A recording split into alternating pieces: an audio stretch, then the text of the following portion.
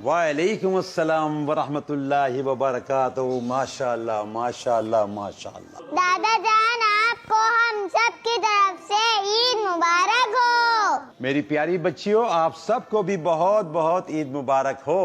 दादा सीधी मांगे ना, नानी मांग ली, आप मांगे। ईदी मांगना तो अच्छी बात नहीं है ना दादा? हाँ, लेकिन ईदी तो आप सबको मिलेगी बच्चों। चले आप लोग बैठ जाएं, मैं आप लोगों को ईदी देता हूँ। माशाअल्लाह। नहीं बेटा, सीधे हाथ से लेना चाहिए। सीधे हाथ से लेना और देना सुन्नत नबी सल्लल्लाहु ताला अलैहि वसल्लम है। ठीक है? कौन से हाथ से लेना चाहिए? सीधे हाथ से। दादा जान, एक बात तो बताएं, ईद के दिन सब गले क्यों मिलते हैं? पूरे साल तो सिर्फ हम सलाम करते हैं। माशाअल्लाह माशाअल्लाह।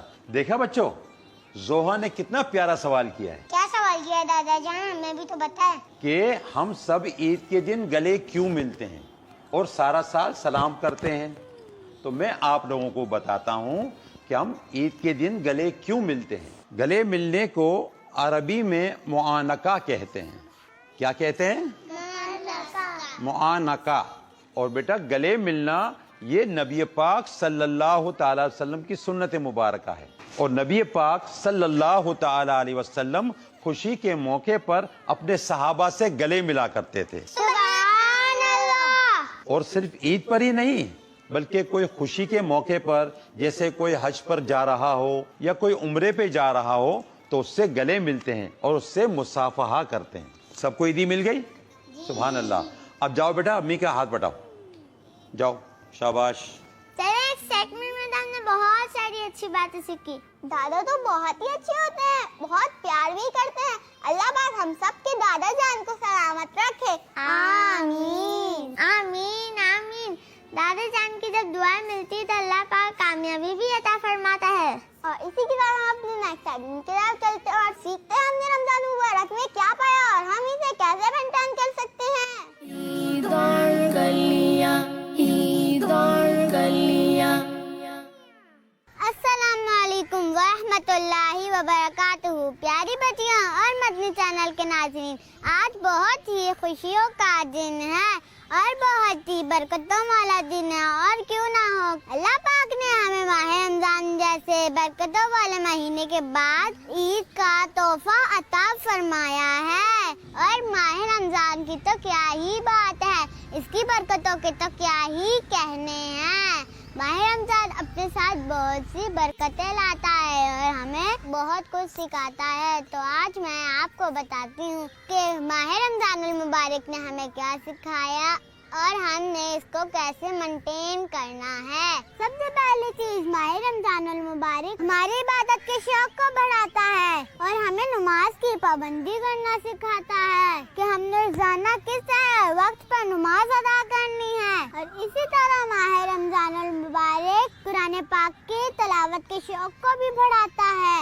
और अगर बात की जाए किसी की मदद करने की, तो माह रमजान हमें दूसरों की मदद करना भी सिखाता है। जिस तरह खुश नसीब लोग रमजान में गरीबों की नीड्स का ख्याल रखते हैं, उनको इफ्तारी कराते हैं और उनके घरों में इफ्तारी भेजते हैं, उनका ख्याल रखते हैं। तो माह रमजान का बरकत वाला महीना हमें दूसरों की मदद करना भी सिखाता है। रमजान हमें दूसरे लोगों के साथ किस तरह पेश आना चाहिए, ये मैनर्स भी सिखाता है और साथ ही साथ हमें सब्र करने का तरीका भी सिखाता है। इसी तरह माह रमजान मुबारक हमें बुरे कामों से और बुरी बात कहने से भी बचाता है। तो प्यारी बच्चियों और मदनी चैनल के नाजरीन, अब हम बात करते हैं इन सारी चीजों को हमने किस तरह मेंटेन करना है, किस तरह ये चीजें हमने कंटिन्यू रखनी है। तो इसके लिए हमें रूटीन बनानी होगी। जिस तरह हम रोज सहरी के लिए उठते थे, तो इसी तरह हमें फजर की नमाज के लिए रोजाना उठना चाहिए।